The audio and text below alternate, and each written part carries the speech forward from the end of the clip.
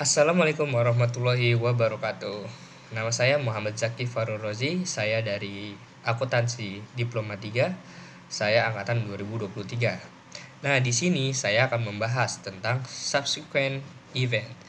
Nah, subsequent event itu kejadian atau transaksi yang terjadi setelah tanggal laporan keuangan.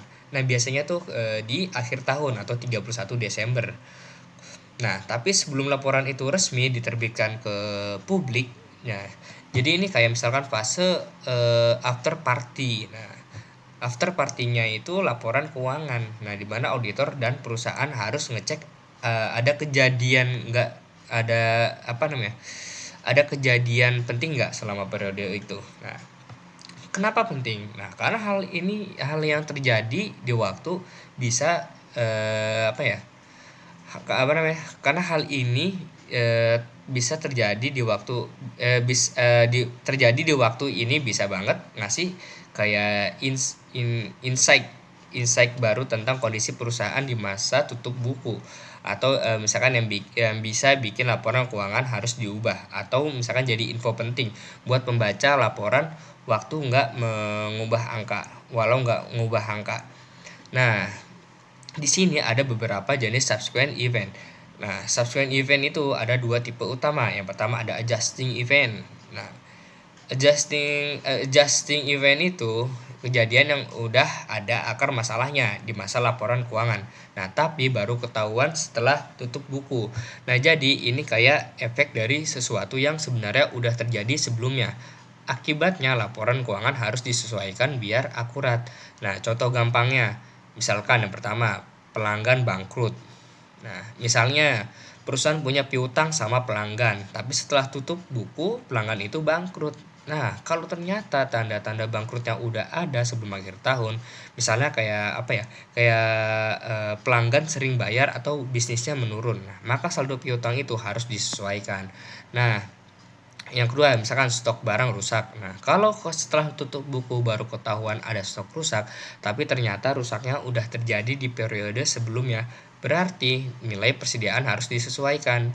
Intinya, kalau ada kejadian yang menunjukkan kalau angka-angka di laporan sebelumnya nggak akurat, nah itu masuk ke adjusting event. Nah, yang kedua itu ada non adjusting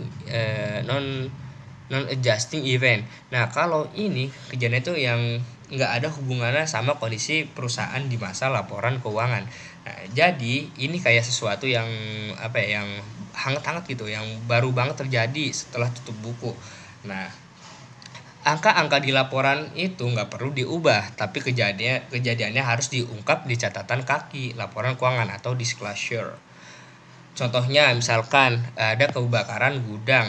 Nah, kalau gudang perusahaan terbakar setelah tutup buku, itu nggak ngubah kondisi sebelumnya.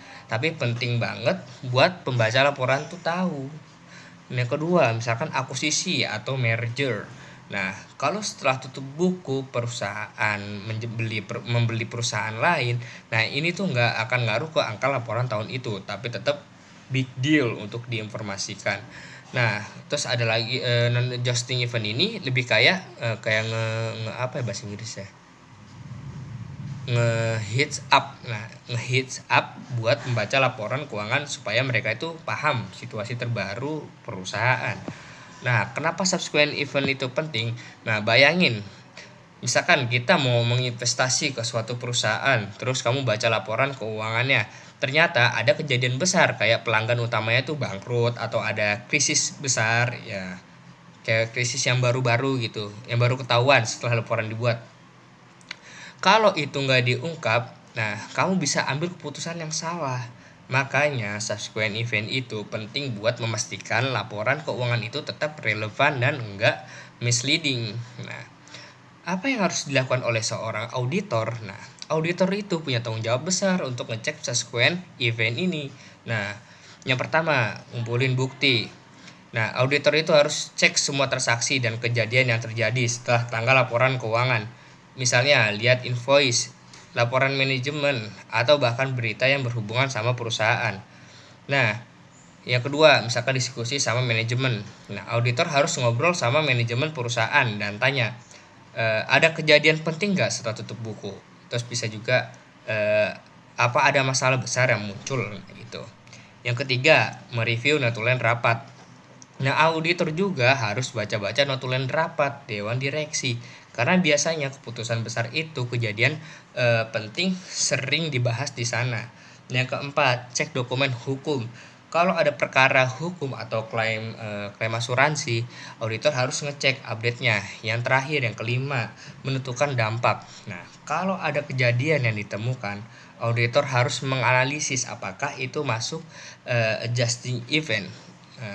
Atau butuh ubah angka atau non adjusting event atau cukup the disclosure aja gitu. Terima kasih, itu saja pembahasan dari saya. Billahi taufiq wal hidayah. Wassalamualaikum warahmatullahi wabarakatuh. Sampai jumpa di pertemuan terakhir selanjutnya.